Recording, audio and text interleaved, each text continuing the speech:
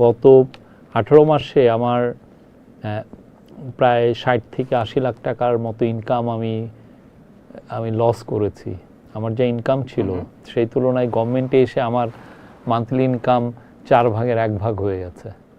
ওকে, তার মানে বিষয়টা কি এমন যে আপনি আর্থিকভাবে ক্ষতিগ্রস্ত হয়েছেন এবং শত্রুর সংখ্যা বেড়েছে, বিষয়টা কেমন?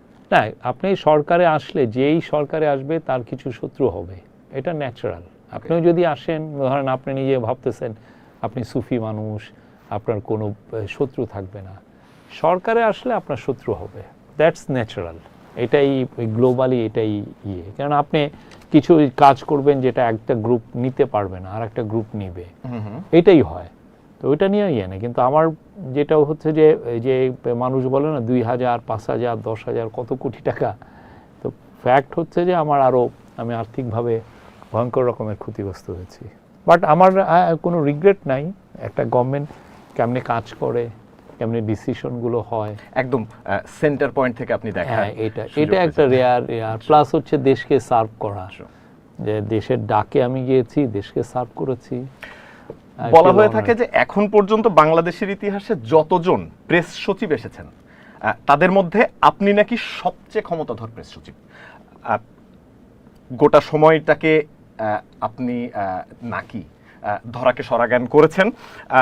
অস্বীকার করার কোনো উপায় নাই এ কারণেই যে সম্প্রতি রাষ্ট্রপতি তার একটি সাক্ষাৎকারে বলেছেন, দাবি করেছেন যে তার প্রতিও আপনার নাকি আক্রোশ ছিল। আসলে কি তাই ভাই? আমি আমার ডিপার্টমেন্টের লোকজনদেরকে সরাতে পারি, আর বাইরে আমার কোনো ক্ষমতা নাই। উনি যেটা বলেছেন, তোমরা, আমার মনে হয় যে এটা চেক করা উচিত যে আমি কি আরেক ডিপার্টমেন্টে যে আরেকজনকে সরাতে পারি।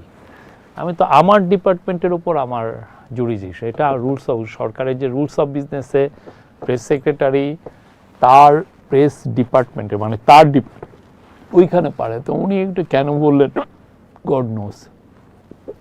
ধরাকে সরার বিষয় না, মেন যে জিনিসটা হচ্ছে যে আমাদের যদি 1972 থেকে এখন পর্যন্ত আপনি প্রেস সচিবের কাজটা দেখেন, কাজটা অতটা বেশি এলাবোরেট না।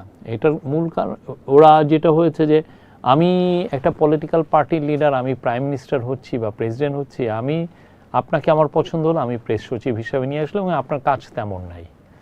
আমার ক্ষেত্রে যেটা হয়েছে যে সেটা হচ্ছে যে আমার জন্য আমরা এই প্রেস সচিবের বাইরে যেভাবে কাজ হয় সেইভাবে আমরা কাজটাকে চেঞ্জ করেছি।